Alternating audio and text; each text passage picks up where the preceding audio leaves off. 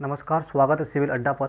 हमने MPPSC prelims के लिए एक सीरीज़ चलाई है जिसमें हमने स्पोर्ट्स को लेकर भी कोई एक वीडियो अपलोड किया है और जो यूनिट 6 है उसमें संविधान वाला जो भाग है उसके ऊपर भी हमने क्लासें जो 2 क्लासें हैं अपलोड करी हैं। छोटी छोटी क्लासें रहेगी। जो जो टॉपिक हमें दिए गए हैं उन टॉपिक के ऊपर बस 5 से 10 या 15, अधिक से अधिक 15 जो फैक्ट हैं वो आपको बताने की कोशिश की जाएगी और वही जो फैक्ट हैं उन फैक्ट के आधार पर ही एमपीपीएससी प्रीलिम्स में का जो पेपर बनता है। तो हम जो बात करते हैं अब जो हमारी जो पिछली जो क्लास थी उस क्लास में हमने क्या किया, 1935 का अधिनियम पढ़ लिया, 1919 का अधिनियम पढ़ लिया। तो अब संविधान सभा वाला भाग जो हमारा अगला टॉपिक है संविधान सभा, तो संविधान सभा पढ़ेंगे। तो संविधान सभा की बात करते हैं, कैबिनेट मिशन के आधार पर संविधान सभा बनती है। संविधान कैबिनेट मिशन, वहाँ पर आपके साथ प्रश्न में जो जो ऑप्शन रहेंगे वो क्रिप्स प्रस्ताव रहेगा, अगस्त प्रस्ताव रहेगा, उपयुक्त सभी रहेंगे या फिर इनमें से कोई नहीं रहेगा। इस प्रकार से जो कैबिनेट मिशन रहेगा तो उसका जो आंसर जो रहेगा वो रहेगा कैबिनेट मिशन। 1946 में कैबिनेट मिशन बात आता है जिसमें स्टीफन क्रिप्स, एवी अलेक्जेंडर और सर पैट्रिक लॉरेंस, इस प्रकार के 3 लोग होते हैं और वहाँ कैबिनेट मिशन भारत आता है और वहाँ पर उन्होंने भारत में कुछ जो राजनीतिक दल थे उस वक्त पर मुस्लिम लीग जो संविधान सभा का हिस्सा नहीं बनना चाहती थी उन्होंने संविधान सभा में शामिल किए। हालांकि शुरुआती दिनों में संविधान सभा से मुस्लिम लीग नहीं जुड़ी, लेकिन समय के साथ मुस्लिम लीग भी जुड़ी और संविधान सभा द्वारा एक अच्छा सा संविधान भी बना। चलिए हम पढ़ते हैं संविधान के बारे में। तो सर्वप्रथम संविधान सभा के गठन का जो विचार था, संविधान का नहीं, संविधान सभा के गठन का विचार जो था वो था एम एन राय के द्वारा प्रस्तुत किया गया। कुल सदस्य संख्या की बात की जाए तो 389 थी, जिसमें 389 में से 292 ब्रिटिश भारत से थे, जहां पर ब्रिटिश द्वारा प्रत्यक्ष राज किया जा रहा था। वहां से 292 सदस्य आते हैं, 292 सदस्य आते हैं। 4 सदस्य उस टाइम पे केंद्र शासित प्रदेश थे, 4, दिल्ली, अजमेर, कुर्ग और बलूचिस्तान, यहाँ से 4 सदस्य यहाँ से आते हैं। साथ ही साथ उस वक्त पर कुछ अप्रत्यक्ष तरीके से शासन कर रही थी, जहाँ पर देशी रियासतें शासन कर रही थी धरातल स्थल पर, वो 93 सीटें वहाँ से आती हैं। इस प्रकार से कुल सदस्य संख्या जो बन गई थी 389 बन गई थी। 292 ब्रिटिश भारत से कहाँ से आए थे, तो ये अगस्त 1946 में चुनाव हुआ था और चुनाव में जो चुना गया था वो यहाँ से सदस्य बने थे। अब आते हैं इसमें, इन 292 में कांग्रेस के 208 लोग थे, मुस्लिम लीग उस वक्त 73 सीटें काबिज कर चुकी थी।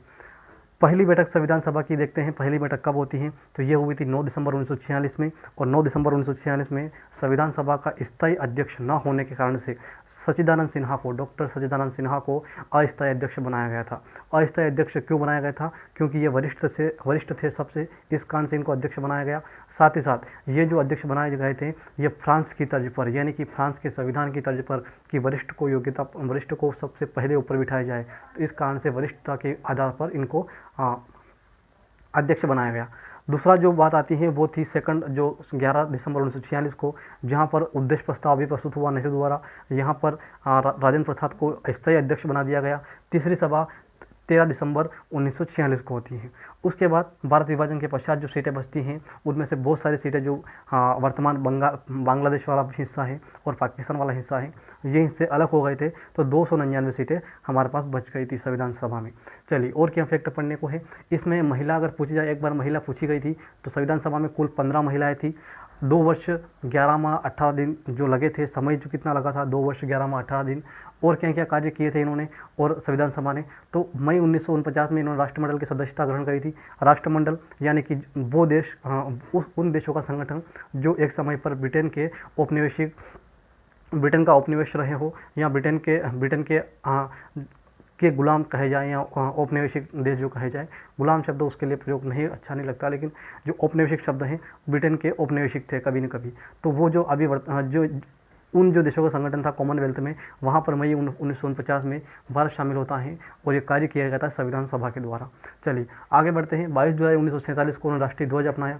जो राष्ट्रीय ध्वज थे अपना तिरंगा, जिसको बनाया गया था पिंगली वेंकैया, इनका नाम है पिंगली वेंकैया, इन्होंने बनाया। और 22 जुलाई 1947 को संविधान सभा ने भारत के लिए एक राष्ट्रीय ध्वज बताया कि ये हमारा राष्ट्रीय ध्वज रहेगा, तिरंगा। चलिए उसके अलावा 24 जनवरी 1950 को राष्ट्रीय गीत प्लस राष्ट्रीय गान, राष्ट्रीय गीत वंदे मातरम और राष्ट्रीय गान जो जन गण मन है वो 24 जनवरी 1950 को अपनाया। एक और फैक्ट की अगर बात की जाए, कुछ और फैक्ट में जैसे निकाल के लाया हूँ कि संवैधानिक सलाहकार कौन थे। हालांकि आप संविधान सभा पढ़ते होंगे तो बार बार प्रारूप समिति अध्यक्ष वो संघीय समिति, तो ये आप पढ़ते रहते हो, लेकिन ऐसे जो फैक्ट होते हैं ये बहुत ही जो ऐसे फैक्ट होते हैं ये आपको पढ़ना चाहिए, क्योंकि ये हर किसी से नहीं बनते एग्ज़ाम में, और एमपीपीएससी प्रीलिम्स ऐसे ही फैक्ट को टारगेट करती है। तो संवैधानिक सलाहकार जो है अपने संविधान में, वो हाँ संविधान के, वो BN राव थे, जिनका पूरा नाम जो था सर बेनेगल नरसिम्हन राव। चलिए, उसके अलावा 60 देशों के संविधान का अवलोकन किया था उस वक्त पर, और वहाँ से बहुत सारी अच्छी चीज़ों को अपने संविधान में जोड़ा गया था। जो चीज़ें हमारे लिए अच्छी नहीं थी उनको संविधान में नहीं जोड़ा गया था। जो मूल संविधान था हमारा, वहाँ पर 395 अनुच्छेद थे, वहाँ पर 22 भाग थे और 8 अनुसूचियाँ थी। वर्तमान में इन अनुसूचियाँ में ज़रूर परिवर्तन होता है, अनुसूचियाँ 22 हो जाती हैं, लेकिन जो मूल आर्टिकल है वो 395 है। हालांकि सब क्लोज को जोड़ दिया जाए और हम टोटल को काउंट किया जाए तो 465 से प्लस हो जाते हैं। लेकिन ये नहीं पूछा जाता, एग्ज़ाम पूछा जाता, ये जो मूल अधिकार, जो अपने मूल जो हैं मूल आर्टिकल हैं, वो मूल आर्टिकल यही है। 22 भाग हैं, भाग में भी बहुत सारे भाग निश्चित हो गए, जैसे 7वां भाग जो है हमारा निश्चित हो गया, लेकिन कुछ भाग अलग से जोड़े गए। लेकिन जो व्यवस्थित भाग हैं उन 22 भाग की संख्या 23 नहीं हुई और 21 नहीं हुई। तो ये हमारा संविधान सभा से संबंधित फैक्ट थे जो आपको पढ़ना है एमपीपीएससी प्रीलिम्स के अनुसार। मुझे लगता है एमपीपीएससी प्रीलिम्स के अलावा भी ये चीज़ें जो अन्य एग्ज़ाम में भी काम आ सकती हैं, जो वनडे एग्ज़ाम होते हैं। धन्यवाद।